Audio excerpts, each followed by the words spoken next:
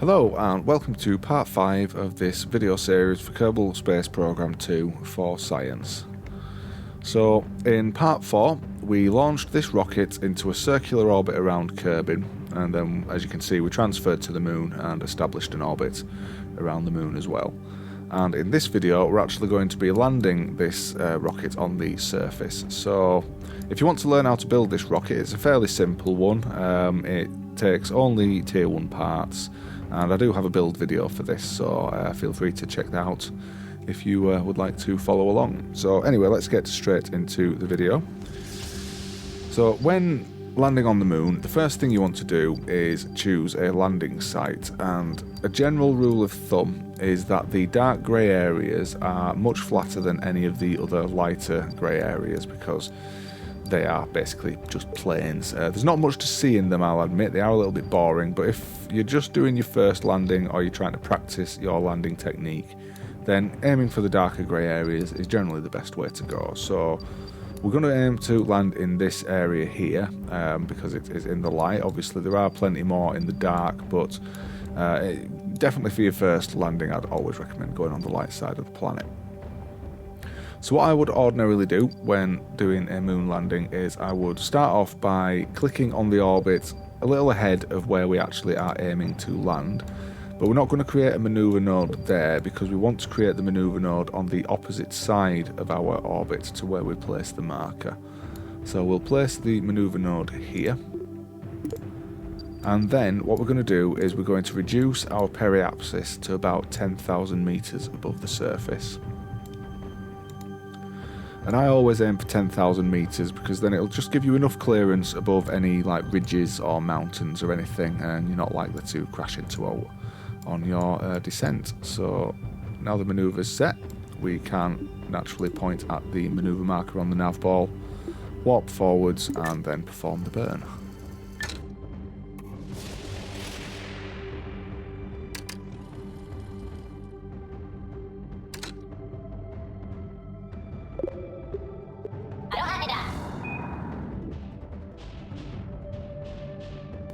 So there you can see we're now at 10,000 meters above the surface.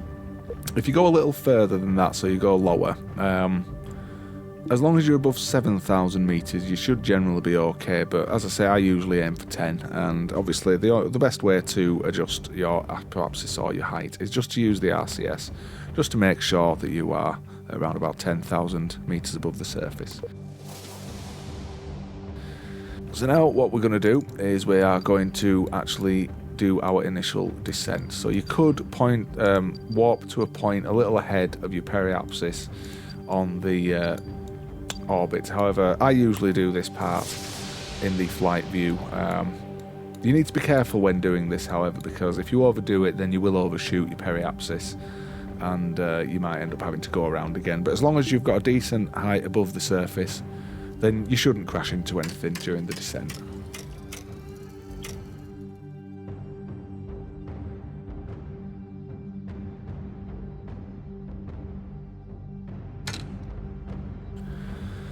So now we're coming to about a minute before our periapsis. We're going to cut the throttle, or we're going to cut the warp, sorry. And the first thing we want to do is we want to make sure that we are pointed retrograde. So we'll be burning in the direction that we're actually travelling. And then the next thing you need to do is make sure that your surface and altitude, or your velocity and altitude, are set correctly. So you can see if you click on the altitude meter that the sea level is saying 10,000 meters, whereas on ground mode it says it's about 7,000. So we always need to make sure we're on ground mode so we've got a good idea of our actual altitude above the surface. And we also need to make sure that velocity is set to surface, because if it's set to orbit then when we are doing our final landing the retrograde marker won't actually be in the correct place. So we need to be on surface to make sure that we actually do a smooth landing. And of course the only other thing I like to do is orient the ship as well. Now this is a good time to actually extend your legs and turn on any light that you want. But because we're about to approach our periapsis, I'm now going to go to full throttle, and we're going to aim to get our velocity to about 350 meters per second, or at least below 350 meters per second.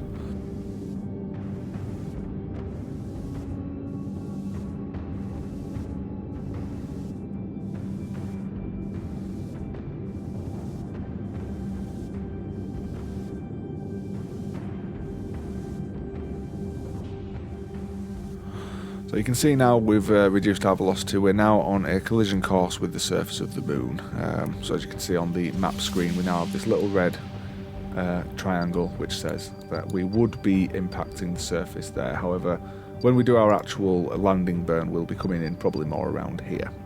So the next thing that I would ordinarily do is I would now keep an eye on the altitude meter.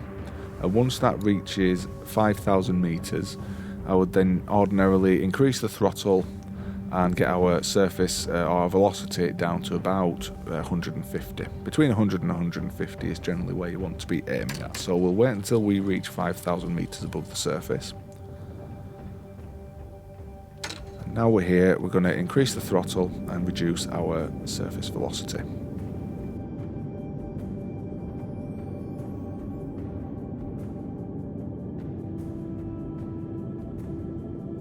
Now, I'm not sure if this is the most efficient way of getting down.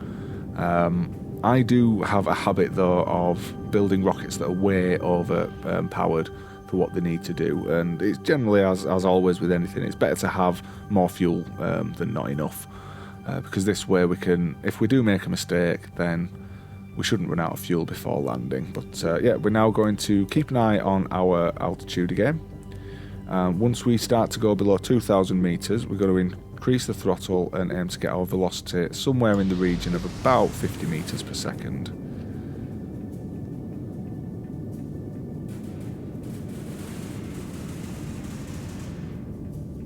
And we're just going to keep steadily reducing our velocity by reducing the throttle to between about 10 and 15%.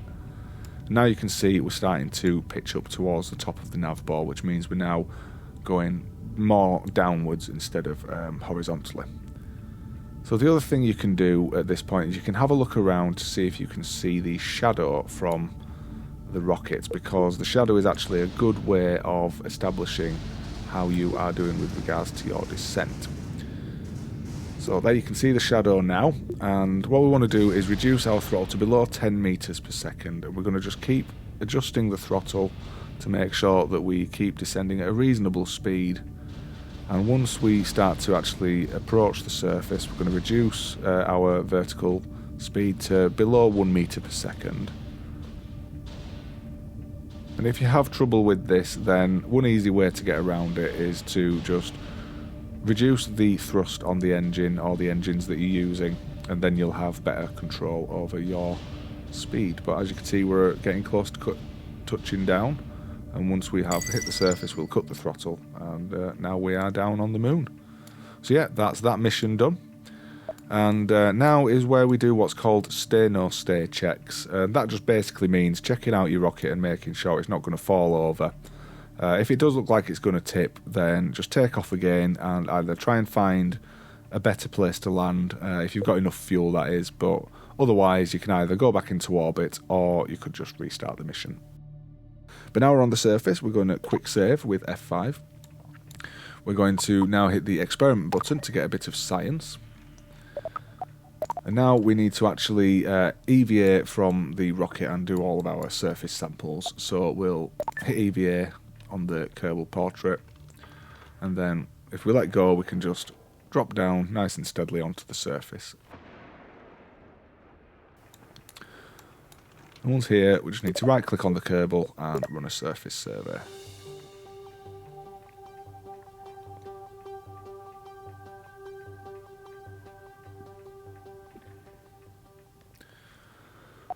So now that's done, the only other thing we need to do is plant a flag. So to plant a flag, obviously you go into your EVA or you go into your Kerbal, and then it just has a little option for plant flag. So we'll pop one of them down, and this is where you can put the text in. You don't have to if you don't want to, but I'm just going to put a little bit of text in for this.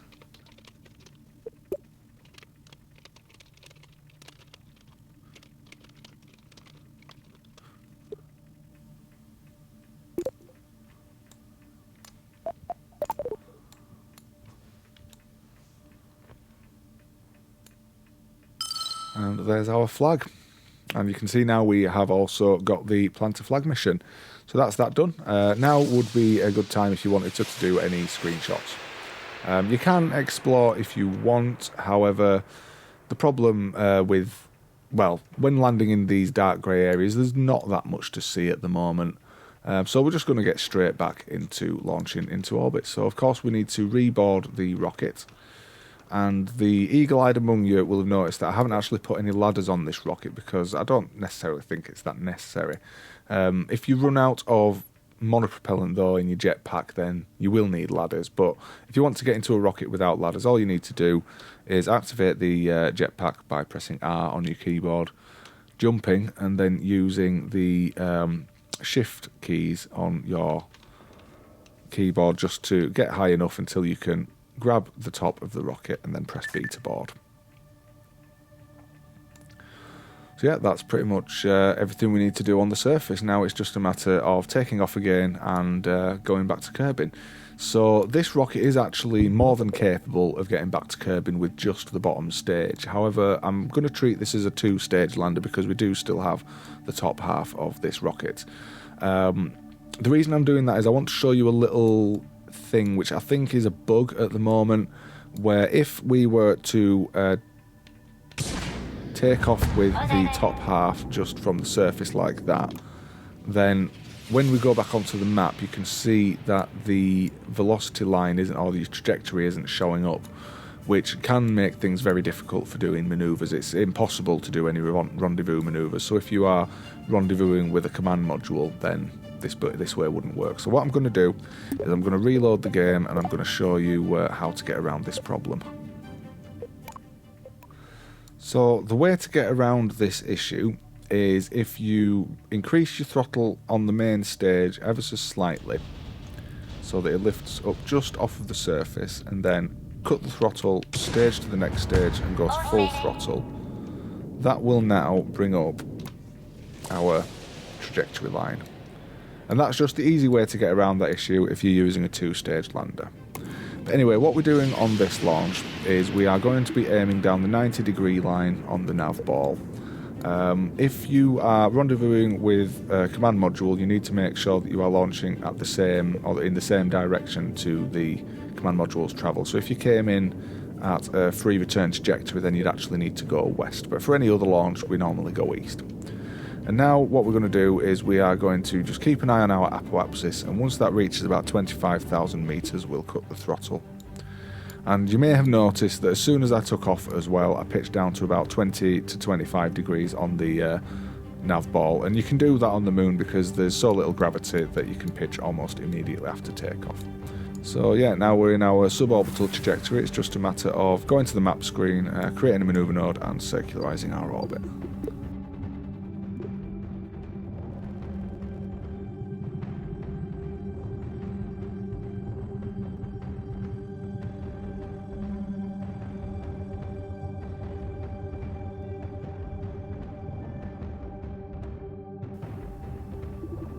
Although, of course, we don't actually need to circularise the orbit on this because we're not rendezvousing with anything in space, but it's just something that I usually do. It's a force of habit really now.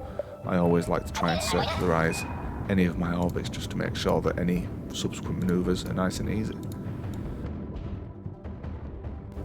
And if you do go too far like that, then it's easy just to use RCS to boost back, but as I say, we don't strictly need this to be circular anyway, so we're just going to leave it at that. Actually, no, we're not. I'm going to go retrograde, and I'm going to do a small retrograde burn, just to get us back down to about 25,000 metres.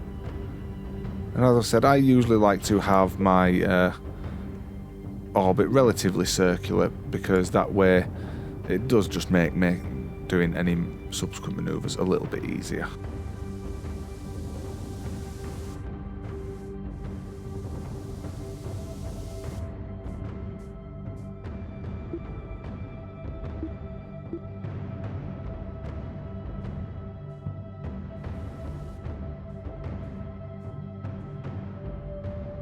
Yeah, that should just about do the trick. So now it is just a matter of getting back to Kerbin. So we'll start off by creating a manoeuvre node on our prograde or on the prograde line for the travel of the moon, because the moon is travelling in that direction. And as I said in my how to get to the moon video, we need to be burning retrograde to the moon's travel. So we'll create our manoeuvre plan. and then we will just mess around with the arrows until we get roughly where we want to be, which is going to be about 25,000 meters from the surface of Kerbin.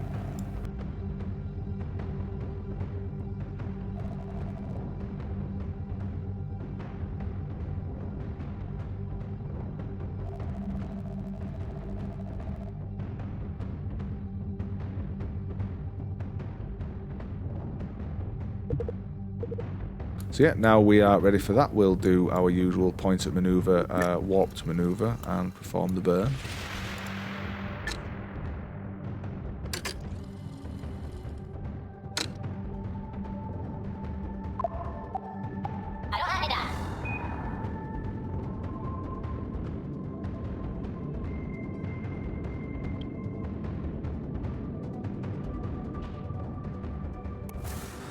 So let's see how that's done us. So we are actually now on a collision course with Kerbin, which isn't too bad. It means that we're definitely going to get back. However, personally I prefer not to actually go straight into Kerbin like that, because there is a risk if you hit the atmosphere too fast you could end up burning up on re-entry. So I'm just going to do a quick retrograde burn. And then once our periapsis has appeared, I'm just going to use RCS just to get us up to 25,000 meters. So there we are, ready to go back to Kerbin. So yeah, let's focus on Kerbin, and then we'll do a quick warp to a point just before we would be entering Kerbin's atmosphere.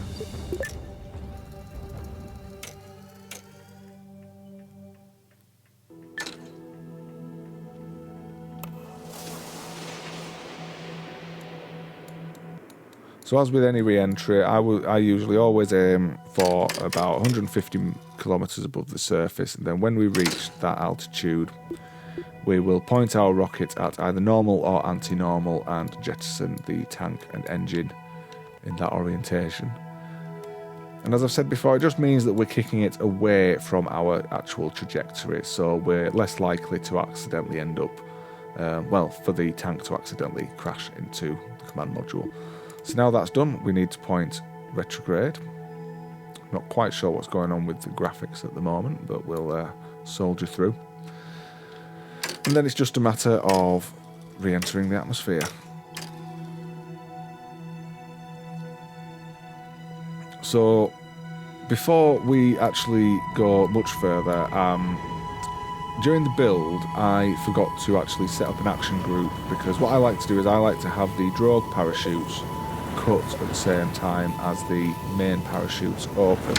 So to create an action group while in flight, you just go to this little marker on the app bar, go to action group manager, and it's just like in the VAB. We can now just set up the parachutes so that they will, as I say, cut the Mark 12s and deploy the Mark 16 when we hit one on our keyboard.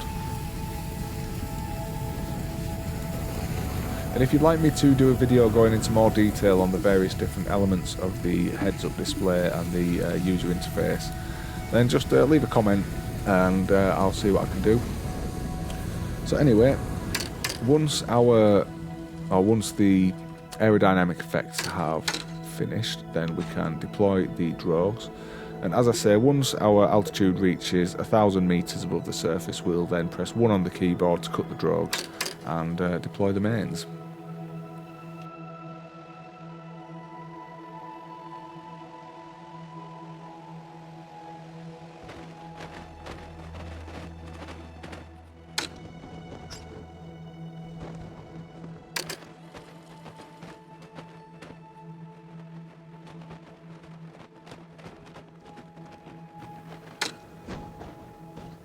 There we are, Splashdown on Kerbin.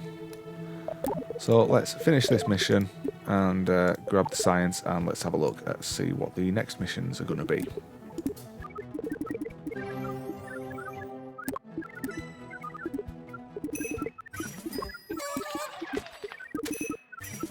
There we are. So now we have a nice healthy 1494 science, which will do us nicely for the next few missions. So you can see we now have our 3 new missions. We've got the primary mission, which is discovering a mysterious signal on the surface of the moon.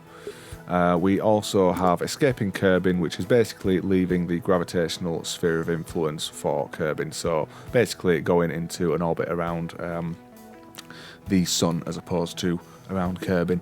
And then of course we have Lonely Satellite as well. So we'll do these possibly in the next mission, maybe in the one after that. Lonely Satellite could be done with the rocket that we've just used. All we'd need to do is put a probe core on it and an antenna, and theoretically we should be able to get that one in that mission, but we'll see how that goes. So anyway, that's pretty much all there is to this video.